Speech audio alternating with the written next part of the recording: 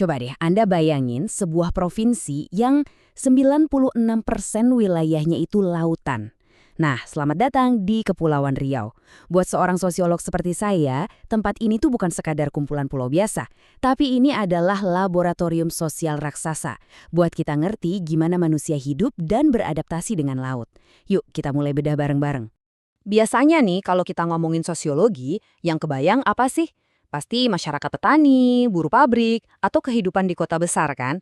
Kita sering banget lupa, ada loh masyarakat yang ritme hidupnya itu nggak diatur sama musim tanam atau jam kantor, tapi sama pasang surut air laut.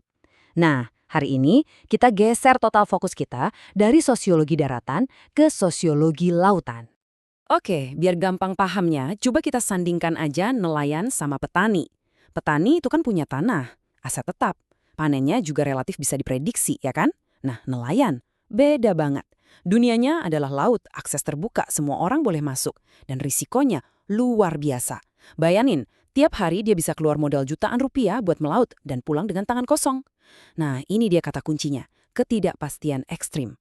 Kondisi inilah yang jadi fondasi dari semua struktur sosial yang akan kita bahas. Nah, di tengah dunia yang serba nggak pasti ini, muncullah satu sosok yang, perannya sentral banget dalam kehidupan ekonomi nelayan. Sang Tauke. Tapi pertanyaannya gini, dia ini pahlawan penyelamat atau jangan-jangan lintah darat? Yuk, coba kita pakai sepatu nelayan sebentar. Bayangin, malam ini pulang melaut, jaring kosong, sementara di rumah anak butuh makan. Atau skenario lain, jam 2 pagi, anak tiba-tiba sakit panas tinggi, butuh duit cepet buat ke dokter. Mau lari kemana coba? Bank udah pasti tutup. Minta bantuan pemerintah. Wah, prosesnya bisa lama. Nah, di dalam kekosongan inilah sebuah sistem informal lahir dan tumbuh subur. Fenomena kayak gini, dalam kacamata sosiologi, namanya hubungan patron-klien.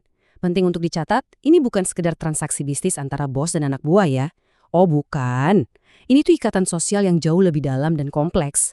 Sang patron, yaitu Tauke, dia kasih jaring pengaman.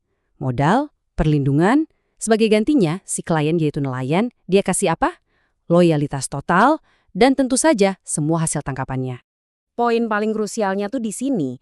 Tauke ini sebetulnya mengambil alih semua peran yang harusnya diisi oleh negara atau lembaga keuangan formal, tapi gagal. Dia itu bank berjalan yang bisa ngasih pinjaman tanpa jaminan kapanpun. Dia juga warung kelontong yang ngebolehin kita ngutang, bahkan bisa jadi asuransi sosial kalau kita lagi ada musibah. Semua peran vital itu ada di satu orang. Kebayangkan gimana dia jadi sosok yang nyaris nggak tergantikan. Kutipan ini, wah kena banget sih. Coba deh pikirin, bank mana coba yang mau ngasih pinjem 5 juta jam 2 pagi buat anak sakit tanpa jaminan apa-apa? Cuma Tauke. Makanya sistem ini awet, bukan karena dipaksa, tapi karena dia benar-benar jadi jawaban atas kebutuhan yang paling mendesak yang nggak bisa dijawab pihak lain. Ini bukan lagi ekonomi transaksional biasa, tapi apa yang disebut sosiolog ekonomi moral. Sistem yang jalan di atas kepercayaan, utang budi, dan jaminan hidup. Tapi, nah ini dia, jaring pengaman ini ada harganya. Dan harganya itu mahal, kebebasan. Coba kita ikuti alurnya di sini. Semua berawal dari pinjaman modal. Begitu ngutang ada syaratnya. Semua ikan hasil tangkapan wajib, harus, kudu dijual ke Tauke itu. Cuma ke dia. Disinilah masalahnya muncul. Harga ikan ditentukan sepihak sama Tauke, seringnya di bawah harga pasar. Uang yang diterima nelayan jadi sedikit banget, nggak cukup buat hidup, apalagi buat melaut lagi besok. Ujung-ujungnya, yang ngutang lagi. Terus berulang, lagi dan lagi. Inilah yang namanya ketergantungan struktural, lingkaran setan yang susah banget diputus. Oke, sekarang kita coba tarik kamera kita sedikit lebih jauh ya. Dari skala desa, kita lihat ke panggung yang lebih besar. Ekonomi perbatasan di segitiga pertumbuhan Singapura, Johor, Riau. Di sini nih, ketidakpastian hidup nelayan ketemu sama dinamika yang jauh lebih rumit. Grafik ini nunjukin sebuah ironi yang kelihatan mata telanjang. Dari pantai ke Pri, itu lampu-lampu Singapura kelihatan gemerlap, dekat banget kelihatannya. Tapi jurang ekonominya jauh banget. Kesenjangan yang gila-gilaan inilah yang akhirnya melahirkan tekanan sekaligus peluang. Ketika harga barang di dua tempat yang berdekatan ini beda jauh, maka lahirlah apa yang bisa kita sebut kreativitas ekonomi untuk memanfaatin selisihnya.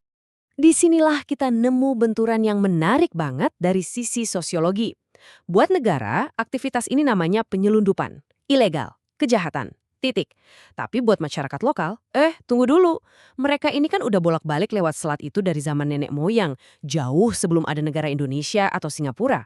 Buat mereka, ini perdagangan biasa, cara buat nyambung hidup. Jadi ada benturan keras antara legalitas hukum negara dan legitimasi sosial di masyarakat. Dan jangan bayangin ini aktivitas sporadis ya. Oh bukan. Ini tuh sistem yang rapi, terorganisir, bahkan punya istilah-istilah lokalnya sendiri. Ada kencing di laut, ada barang balpres.